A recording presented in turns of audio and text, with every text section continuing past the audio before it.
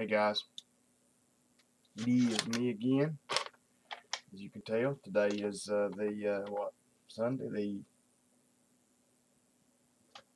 My computer thing ain't working. I think today's the 14th.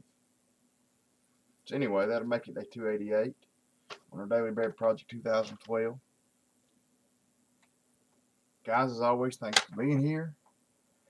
As always, again, I got to try to make this as quick as I can, but you know how that goes. Sometimes that doesn't always work. I do apologize for the audio being off if it is. And I do apologize for not being here last night, guys. Just to be honest about it, guys, we worked out yesterday, and I came home, and I got my sermon finished for today, got all that stuff done, and I just fell asleep. And, I fell asleep, and I didn't wake up to way up in the morning, I said, I'm not going to get up at 4 o'clock and 5 o'clock in the morning to make a video, so I'm sorry, guys, for not being here. I know that's not much of an excuse, but, I'm trying, guys, I really am. I'm trying to be here as much as I can. So, having said that, I do appreciate you all, you few guys that are left. I appreciate you all for being here and for commenting and doing everything that you do.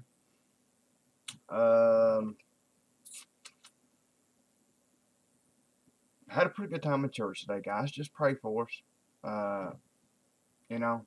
Had a small crowd today. I don't know. It just seems like every week, it's so many people have just got excuses on why they can't be there, why they're not there. They'll miss 1 week, and then they'll come the next, and they'll miss 2 or 3 more. I think serving the Lord's like anything else. You've got to be, well, of course, no, it ain't like anything else. It's much more important than anything else, but people seem like they'll commit to anything. They'll commit to working out, like I've been doing. They'll commit to whatever. But it just seems like they won't commit to coming to church. They won't commit and saying, you know what, unless something drastic happens. Unless I've got a major family problem, somebody sick, somebody dead, something, some kind of an emergency, something that I cannot avoid, I'm going to be in church, and I'm going to praise the Lord.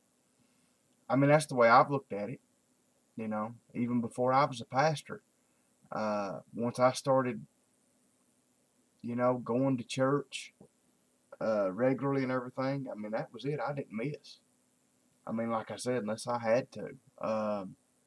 Wednesday nights, for a while, I didn't go on Wednesday nights. Dad went, but I was like, and I don't have to. I go Sunday, that's enough. And the Lord convicted me. Man, He convicted me. Just horribly over that. He said, you need to be there. Just whenever the church doors are open, if you can be there, you need to be there. So, I started doing that. So, but anyway, guys, I didn't want to harp on that today. Like I said, and the reason I said that the church went well today, pray for me, guys. Just pray, guys. Like you normally do. Pray for my business this week. That the Lord blesses it. Guys, I'll just tell you, I'll be honest, and that's the reason I wanted to do this tonight. And I don't know, maybe this was bothering me today, but I kind of broke down in church today, and I told everybody to pray for me. And I wear my emotions, guys, and I wear my heart out on my sleeve, I guess you'd call it. If I'm mad, you know it. Usually you can tell it. If I'm happy, you can tell it. If I'm sad, you can tell it. And I just, told everybody to pray for me today because I struggle. Like I was telling them, I said, I struggle. I'm not going to lie about it. I struggle with worrying about supporting my family. I struggle with that. Even though the Lord's always taken care of us so far, and I got faith that He will continue to do it, I still struggle with it, guys. Like I told them today, I said, I don't care to admit. I said, I struggle. I was telling them about when I go by other garages, especially if it's during the day, during work hours, and I see cars sitting at these other garages, I get tore up. I'm not going to lie about it. I get mad. I say, that's a car that I should be working on. I fight with that, guys, is what I'm getting at. Is it the devil whispering to me? Maybe, maybe not. I don't know, but I struggle with that. I think everybody should bring their cars to me. And I know that's not going to happen, but I see people, and this may be pride, and if it is, I pray that the Lord deals with this, but I see people taking their cars to other places that don't do as good a work, that don't know near what we know. You know, they don't have near the equipment that we've got. I mean, they're basically shade trees that do it for a living. They're shade trees that hang up a shingle and say, oh, we're mechanics now, bring your car to us. And the sad thing is, most of them are as expensive or more expensive than we are. Most of them are more expensive than we are. So I'm sitting there going, why wouldn't you take your car to a place that knows more, does better work, and does it cheaper? And is run by Christians, run by a pastor that is not going to rip you off. I can't understand why people choose to go somewhere else, choose to go somewhere where they either don't know what they're doing, then maybe they're honest, maybe they've got good intentions, but they don't know what they're doing. They're parts changers. I don't like parts changers. I don't like throwing parts at a car till you fix it. I like knowing what's wrong with the car. I like diagnostic work and doing what you should do, like I've showed some of you guys, until you know what's wrong with the car. Then you put the part on it and you fix it. But anyway, I'm kind of getting off track, guys. You know, I struggle with that. I'm not going to lie about it. And I struggle with going to church with people that, like I said, I've been pastor there for 2 years now, or 2.5, something like that. Been going to that church for years and years.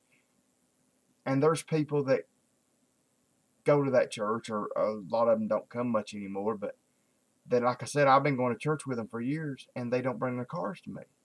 I struggle with that. I'm not going to lie about it. I sit here and go, you know me, especially now that I'm the pastor. If you don't trust me to work on your cars the way I look at it, how can you trust me to be your spiritual, I'm not going to say leader, because Jesus is our spiritual leader, but your spiritual advisor, your help with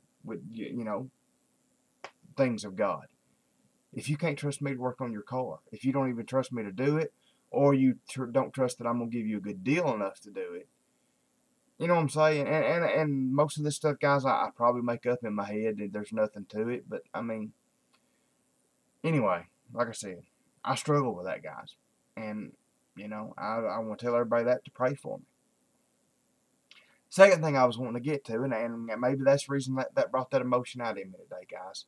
I said it's getting a shame when you can't even go to church without dreading going to church to be waylaid.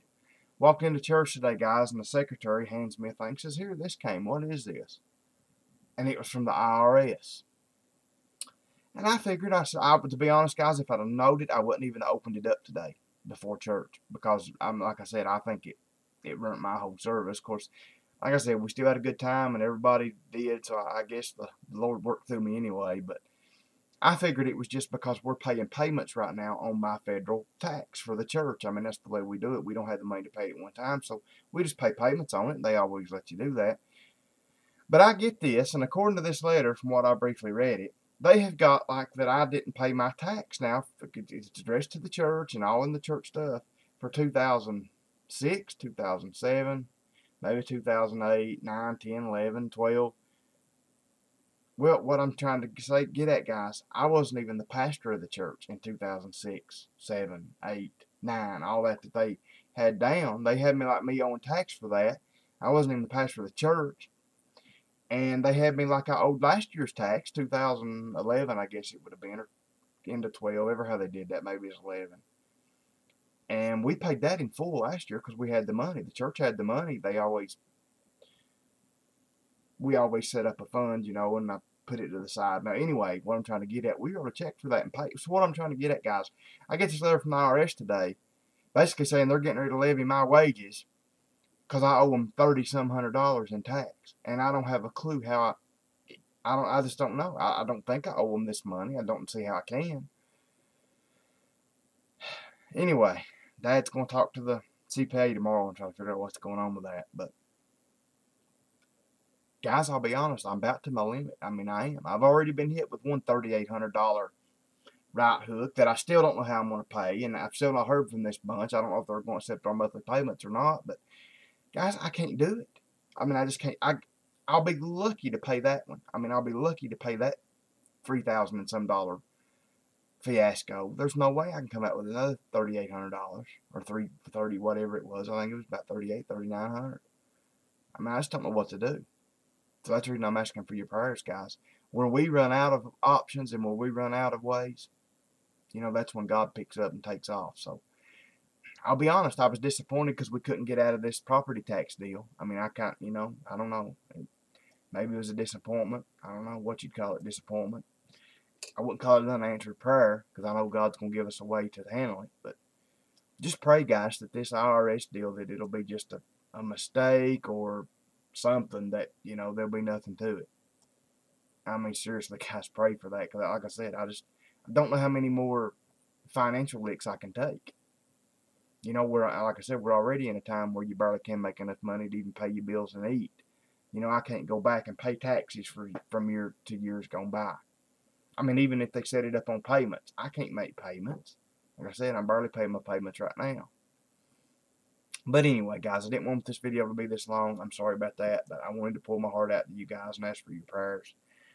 Brother Woody, I want to thank you for that link you sent me. Brother Woody sent me a link to a article that a doctor wrote, a neurosurgeon that actually, one of these guys, typical, most, neurosurgeon, real smart guys, didn't believe. Well, of course, what kind of flipped me out, he claimed to be a Christian. Of course, he actually even admitted in there that he was Christian by name only. That he really didn't believe, that Jesus was the Son of God, that there was a God, that, and all this, like a lot of people just claim Christian as their religion, and they're not. But anyway, didn't believe in any of that. He got sick. He got some strange form of meningitis in his spinal cord, and it just wiped him out. Started out with a headache one day. Time he gets to the hospital, he's getting in bad shape. Within a few hours, he's in a coma. And his brain, the part that does all your memories and all the part that makes you human, basically, I mean, when he was in a coma, it was dead. I mean, there was nothing firing. And anyway, he was talking about that he went to heaven. I mean, that he was led around, and he describes it. He describes about all the vivid stuff, and that's what he was talking about. He said, I know for a fact that had to be real because, after he wakes up, I guess him being a neurosurgeon, they let him look at all that. His brain activity, there was none. It was dead. So he says, most scientists and most doctors will say, well, it's your brain. People that come back from near-death experiences, it's your brain firing incorrectly, and it's basically just making all this stuff up. It's hallucinating. And he said, but when your brain is not firing at all, when it's completely shut down and it's dead, that can't be the case. So anyway, guys, it's really changed his life. He's writing a book talking about it, and I think he's convinced now that the God and the next life and everything that we believe in as Christians is real. So it was a good testimony. So Brother Woody, thank you for sending me that link. So anyway, guys, I got to hurry up here, and we may not do 10 verses tonight, guys, because in Hebrew the verses tend to be a little long. But here we go. Hebrews 11:11. By faith, Sarah herself received power to conceive, even when she was past the age, since she considered him faithful who had promised. Therefore, from one man, and him as good as dead, were born descendants, as many as the stars of heaven, and as many as the innumerable grains of sand by the seashore. And this, of course, talking about the Jewish people, the nation of Israel, born by Sarah and Abraham. People that were way too old to have any children, but they did because God let it happen. God commanded it that it was going to happen. They had faith in it. These all died in faith, not having received the things promised, but having seen them and greeted them from afar, and having acknowledged that they were strangers and exiles on the earth. Guys, I talked about that in church today. I said, a lot of people, and I hope that's one thing that this economic downturn, that this bad economic downturn around here at least will do. I hope that it puts on people's perspectives what's important. Look what it just said here, that we are just pilgrims on this earth, that we are exiled onto this earth temporarily, and that we're going to be gone. We're going to be in a more permanent world when we die. And we don't need to get too connected to this one. We don't need to worry about all the things. And like I said, I'm as bad as anybody about worrying about stuff, worrying about I want to take care of my family. But guys, I'm so much better than I used to be, and God has taught me so much. Guys, I used to be material centric. I'm not going to lie. I used to think I had to have a new truck every year or two, and I bought a new one every couple of years. Back when I was making good money, when back 95 to 2002, well actually up to 2008, 2009, when the economy started tanking and we had our floor plan pulled, when we were selling four-wheelers good and working on a bunch of cars and selling 50, 60 tires a day. I bought whatever I wanted, and I mean, I was searching after money. I was searching after material things and all that. And I mean, do I still have some things? I'm not going to lie. Yeah, you know, I've still got my pickup truck. Thank the Lord it's paid for. I've got a street bike. I've got a dirt bike. I've got a four-wheeler. I mean, I'm not sitting there saying that I'm a model person, because you know that I'm living this poor, humble lifestyle. But guys, I can honestly say that these things to me now are just they're stuff. They're stuff. You know, they don't mean anything to me. I don't put them in front of God. You know, a matter of fact, right now I'm probably getting ready to sell my dirt bike and probably one of my AR-15s to try to, you know, get some money gathered up to pay some of these debts that I owe, you know, to pay this tax debt, this property tax debt, and some other stuff. So, you know, they're just stuff, and that's what we need to realize. All this stuff is stuff, and we got to put God first. Verse 15, if they had been thinking of that land from which they'd gone out, they would have had opportunity to return. But as it is, they desire a better country, that is, a heavenly one. See, that's what we got to do, guys. We got to think about heaven. We got to think about this afterlife, not this life. Therefore God is not ashamed to be called their God, for he has prepared them a city. By faith Abraham, when he was tested, offered up Isaac, and he who had received the promise was in the act of offering up his only son, of whom it was said, through Isaac shall your offspring be named. See, Abraham listened to God. A lot of people say, okay, I could never do that. That's faith. Knowing that, you know what, God told me to kill my son here, and I don't want to do it, but you know what, I trust God. And you know, of course, we know that he was stopped. God just wanted to see if he had that faith, and he did. He considered that God was able even to raise him from the dead, from which, figuratively speaking, he did not receive him back. Excuse me, he did receive him back. By faith, Isaac invoked future blessings on Jacob and Esau. Guys, that's where I'm going to stop. I think it's about 9 verses. This video is way long. It's going to take me forever to upload it, guys, but I'm just going to wait because I want you guys to see this. I want you guys to pray for me. You know, like I say, I wear my heart out on my sleeve, and sometimes that hurts me. I say things I shouldn't say. You know, maybe let people know things they shouldn't know. But, you know, I think it makes us feel better, and it lets people pray for you. So, guys, pray for me. Pray for my business. Pray for my church. Please pray about these tax things. Pray that this IRS thing will go away, that it's nothing. But if it's not, you know, if it's the Lord's will that I have to pay it, pray that I can pay $20 a month or $50 a month or something on it so I can do it. So, anyway, guys, I love you all. Good Lord willing, I'll be here tomorrow night. Until I see you all again, good night, and God bless.